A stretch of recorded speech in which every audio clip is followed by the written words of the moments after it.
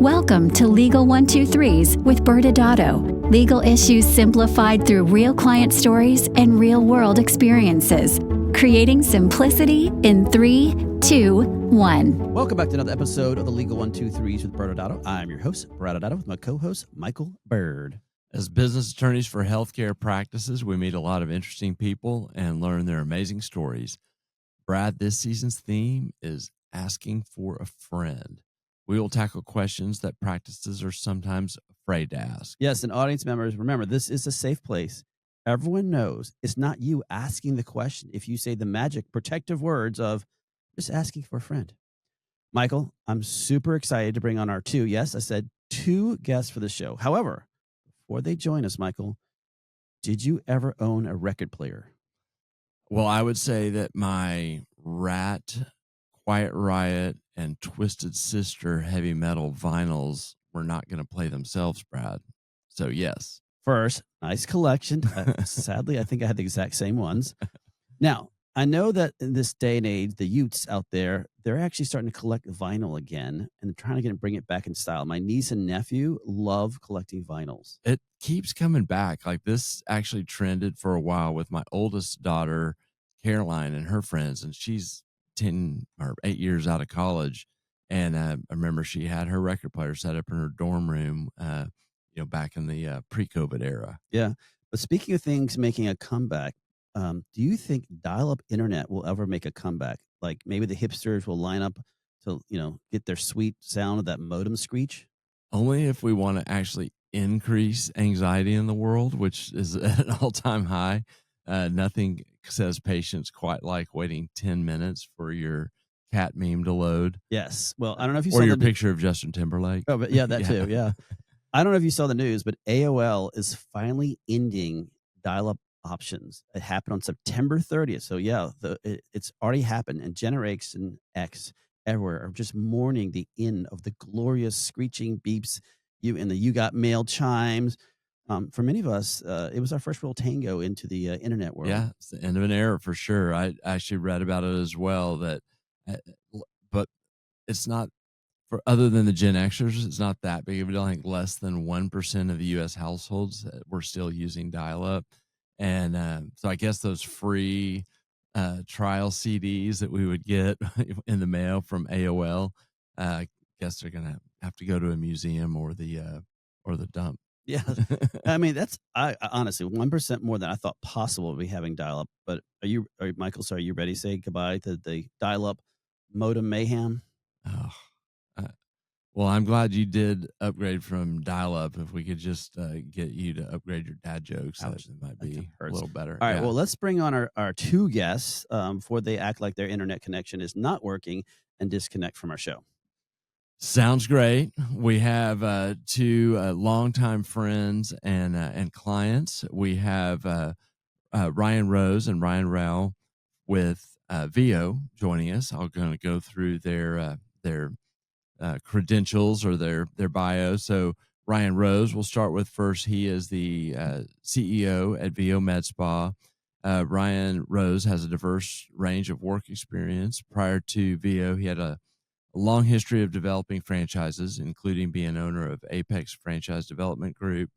Ryan has experience in the financial industry, including roles as regional sales manager and financial planner at Skylight Financial Group. He's a master's degree in financial economics, bachelor of business in finance and economics, all from Ohio University. Now we'll go to Ryan Rao. He is the chief development officer at Vio as well. Ryan also has a passion for franchising, dating back to being a co-founder at Apex Franchise Development Group. Ryan has vast experience in franchise sales, real estate, startup financing, and the intricacies of growing and developing a brand. Bachelor of BBA and Bachelor of Business Management, minors in Financial Services and Economics from Notre Dame. Both of them are national speakers, and we've shared the stage with both of them multiple times over the years, and they are first-time guests on our podcast. Ryan and Ryan, welcome. Thank you. Yeah, excited to be here. Yeah, so we're going to hit you with a very important question to kind of start off. Did you ever have dial-up internet, and do you miss it? I was hoping we were going to start with that question. Really enjoyed the banter. I did have dial-up internet, AOL account and all the good things that came with being a Gen Xer. And so it's interesting to know that it was still in existence up until a few days ago. But I would not be one of the ones of Gen X mourning its its burial. So I wouldn't want the increased anxiety in the world. But yes, I do remember it. Yes, I was a participant in the early days of it. I had it as well, even being a millennial. And I remember the chats. You go home from school and you'd be chatting your friends. It was pre-text. So I had a lot of fun. I'd say the record player is more up Brian Rose's lane. He's a big record player connoisseur. Yeah, absolutely. Did you have a metal era as well? No, the most metal that I got would have been Bon Jovi, "Slippery When Wet." I remember having that vinyl. But yeah, I went more. My path went more into the jam band type of blues. So a lot of what I have now is, Gary Clark and the Grateful Dead and Dave Matthews and kind of the stuff that allows you, I guess, a journey along the way, not necessarily a simple start and end, but everything in between. And we still enjoy it. We upgraded everything during the pandemic, really brought it back, and still have it in our house, have an entire music room dedicated to it. So it's pretty cool. That is very cool. That's awesome. Well, let's jump in and really just the beginning, kind of open-ended question to hear a little bit for the audience, y'all's stories, kind of talk a little bit just about y'all's backgrounds and introduce yourselves to the audience members who don't know who you are. Great. Yeah, I can start if you want, Ryan. So my background pretty much since I've been out of school has been franchising. I've actually known Ryan Rose since I was 16 years old. And when I was graduating from college, he called me and he said, "Ryan, you want to be in sales? Why don't you come sell franchises for me?" And at the time, he was becoming CEO of a regional pizza franchise. I said, "Ryan, that sounds fun, but I know nothing about franchising." He goes, "Me neither. Let's figure it out." So my mom about had a stroke because I went to work at a pizza shop when I was graduating from college. But really rolled up my sleeves, started to understand the industry, both of us, and just grew a ton of respect and belief around the franchising business model, and could really see myself developing a career in the industry. We were able to really turn around the brand that we were with, Romeo's Pizza. It was contracting in size. We put together a strategy and started to see consecutive quarters and years of same-store sales growth, started to expand to new unit openings, attracting new franchisees. But I wanted to get a little bit more entrepreneurial and take what I learned at Romeo's and bring it to other concepts and categories. So came up with the idea of Apex Franchise Development Group. Similar to the conversation of getting started in franchise sales, I told Ryan about it, and he said, "That sounds exciting. Do you want to do it on your own, or do you want a backer?" And I said, "Well, I have no money, so it'd be nice to get a little salary and get some backing." So he and a few other people backed me on Apex Franchise Development Group. The thesis there was working with early stage businesses, so say 1 to 10 locations. Founder leadership team wanted to grow the portfolio, and we're interested in franchising. So we would go into those businesses, help them determine if franchising was for them. And then if we decided to work with one another, we would build out the franchise side of the business and oversee the development of the concept. Had quite a bit of success doing it, quickly had about 7 to 8 clients in a variety of categories. Challenge was, didn't love being a consultant. I wanted to get back to more of an active leadership position within a concept, because when you're outselling franchises and you don't have control of the decisions being made, create a lot of internal conflict. So wanted to find a category that I had a lot of belief in. Came across Med Spa in late 2016. Started getting involved with AM Spa, listened to the podcast. and just became a student in the industry. Thought there's a big opportunity in the market, considering no scaled franchise player, market tailwinds, the overall fragmentation. And then soon thereafter, Ryan and I were introduced to One Unit Med Spa in Strongsville, Ohio, outside of Cleveland, where we lived at the time, founded by Joe and Nick Stanizek. Really loved how they positioned the business. So first and foremost, A-grade retail location. It wasn't medical office or connected to a dermatologist or a plastic surgeon. And then when you walked in, it was the environment. So it felt more spa-like than clinical, great scent, upbeat music, gender neutral approach. So really welcoming for all. And there was just a lot of focus on guest experience. So, tracking personal information, how you like your coffee, last vacation, to create a differentiated experience to what you'd be accustomed to in a traditional medical facility. And they wanted to grow. So we ended up forming a partnership in 2017 with the plans to franchise off that single location. We spent all of 2018 refining the business, being very thoughtful about the service mix, understand the compliance side. I still remember the whiteboard sessions with Brad and Michael on Zoom, not understanding at all what MSO structure was, but figuring out how we could approach the business from a compliance first standpoint. Launched a franchise in 2019, created a ton of momentum, thought 2020 was going to be the breakthrough year. Obviously, COVID had different plans for us, and that's where Ryan became active. He became the CEO post-COVID.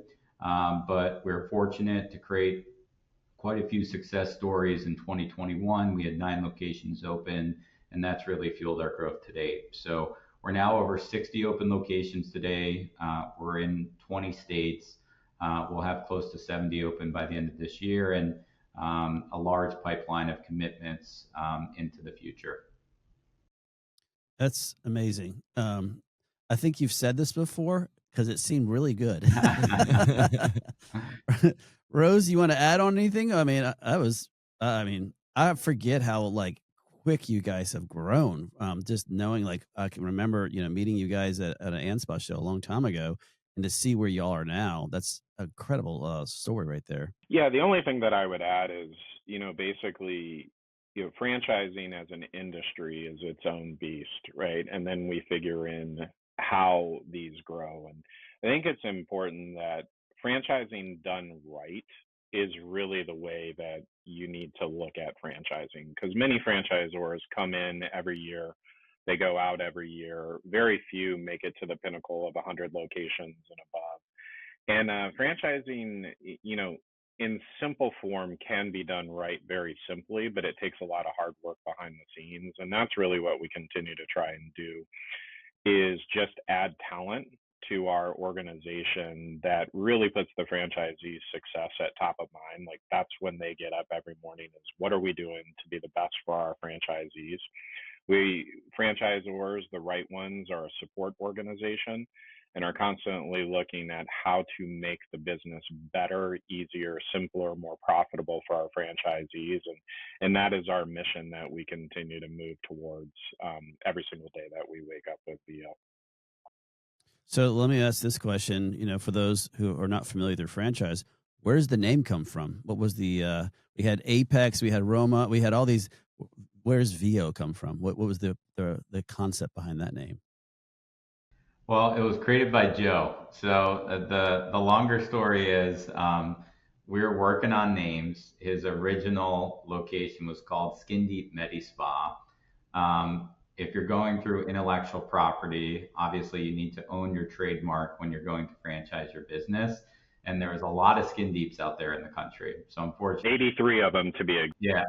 Yeah, there was not a brand name we could trademark. So we were going through months and months and months of trying to find a name. And we had a list.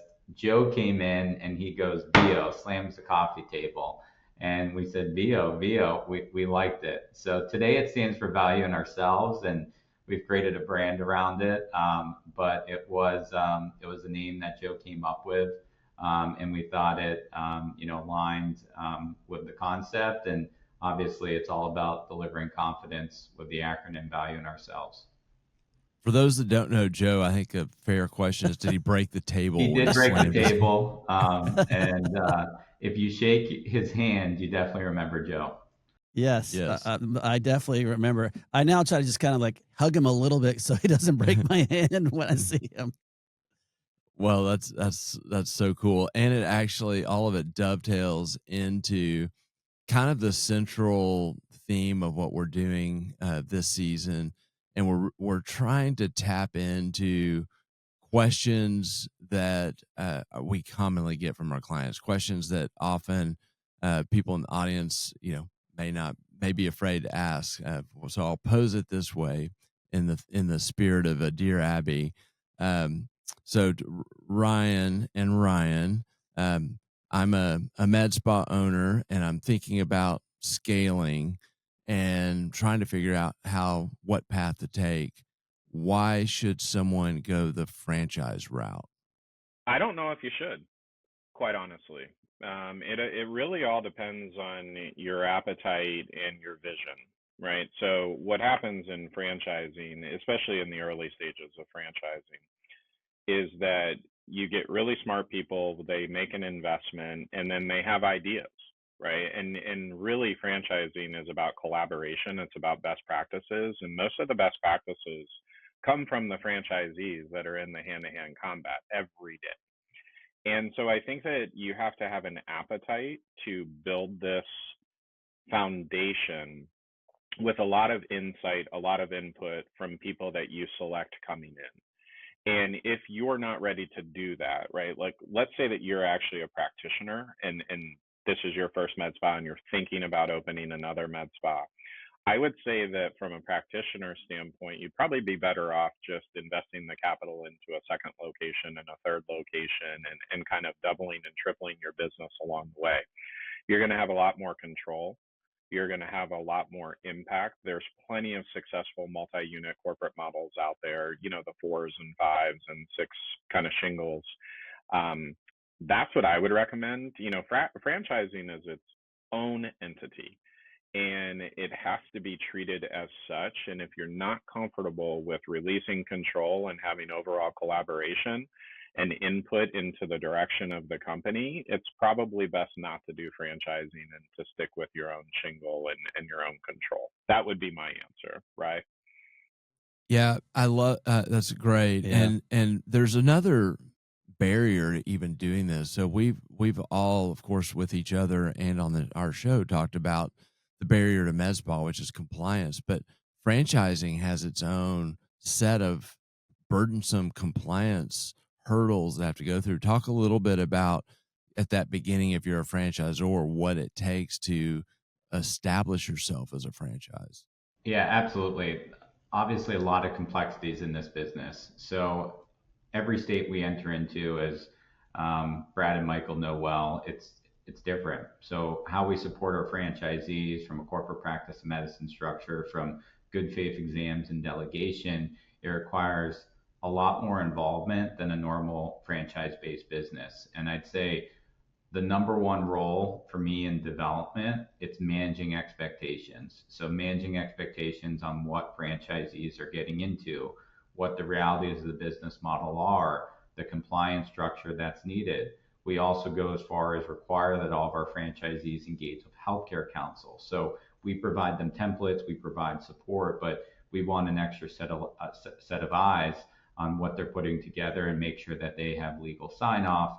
And then even if states do have independent practice authority for, let's say, a nurse practitioner, we still go above and beyond and always require a medical director associated with that location as well. So, we have a heightened standard as a brand to the state level at times on who can do what, the required oversight. But from a franchise sales perspective, it's vital that we manage expectations so that new owner understands the realities of this business on neither side. From a franchisor perspective or a franchisee perspective, it's not a get rich quick scheme. This is a business that has a ramp associated to it. We're obviously dealing with the medical world, and that requires a great deal of care and thought. and building up your patient base. So understanding this is much different than, let's say, a restaurant franchise, which a lot of people tend to think of when they think franchising. Several different modalities in this business and the medical involvement. So there's a lot to be aware of as you're looking to expand your business, both corporate or franchised. Yeah, and I would say that those are great points. Just one thing I would add is, this is such a dynamic industry, and it's really the people part of the industry that makes it so dynamic. You are dealing with a very intelligent workforce. You're dealing with people that have PAs and NPs, and they've got master's degrees, and they're very high income earners, and they're driven. But at the same time, they also are driven to be artists and caretakers of their patients. And when you start to add that dynamic, I don't know of another franchise, or I don't know of another industry that has franchising in it that has that highly educated of people. And it's an entirely different workforce. And I think it's something to be sensitive to when you walk in, because these are people that have earned these degrees. And when franchisees undervalue being able to stand shoulder to shoulder with the complexity of what these people have learned and the experience they've gained over time, sometimes there can be a disconnect with that. And we have to be very, very cautious and very educational about that from a social emotional intelligence side. So that's another layer to it. Yeah, it's amazing. I have one follow-up question too. Just talk a little bit briefly. I know it could go real deep easily, but when you're starting a franchise, there's the franchise disclosure document, and there's the regulatory side on that world as well, that oftentimes people considering kind of going the franchise route are not aware of that world. Yeah, absolutely. So if you're a franchise, if you want to be considered a franchise, you need three baseline things. One is secure your intellectual property. Second, we call it the FDD, Franchise Disclosure Document. It's regulated, structured by the FTC. Some states are registration states, some states are non-registration states, some states are filing states. So similar to healthcare compliance, every state has different nuances when it comes to franchising. And then you also need an operations manual. So that's the baseline components of what you need. Many brands think that, oh, I can license. Well, if they're using your trademark and you're have any sense of control over operations and you're collecting a percentage of the ongoing fee, by the FTC, you are now considered a franchise. So you can't go the route of licensing. So there's a lot of nuances to it. And just like aligning yourselves with a healthcare attorney and partner, you need to have someone very experienced from a franchise legal standpoint and understand there's a lot to get into. It's not just one simple document, and you're in business as a franchisor for $10,000. Yeah, those are great points. And I know that when we do get those phone calls, I don't think a lot of people realize how much work it is. I mean, both of y'all have a great perspective about should they go franchise route, and then understanding that's a big ask of time and of course money, because it's not just the money that you have to do to kind of build out your belief that you're in your actual idea, but then you're gonna have to go hire the attorneys and consultants and other individuals to help make it happen. And then, as you said, be compliant with multiple different states, whether or not you're in the healthcare industry or the restaurant industry. Those same things do come to play. And I think which leads to, you were talking about branding and IP. And I think, you talked about how when you launch a particular place, the tools that you guys give them, but how do you make sure with 60, 80, 90, 100 different locations as you grow, how do you make sure that brand is consistent at all these locations and all these different states? We had the opportunity to be acquired by a great private equity company a year ago. And I'm going to make it very simple, and then we'll expand on it. We have an incredible industry advisor on our board, and we've learned a lot from him over the last year. The first conversation that I had with him after the deal closed, he said to me, Ryan, at the end of the day, talent wins. Talent wins. Go find the best talent that you possibly can and develop that talent, right? Hopefully they're a little bit further along and it doesn't take as much development, and you will win. that's the simplest formula that he gave us. And then we permeated that down into our hiring practices and so on and so forth. And so what happens is we've added a ton of talent this year to our team, or in the past 12 months, and we're going to add even more in the upcoming 12 months.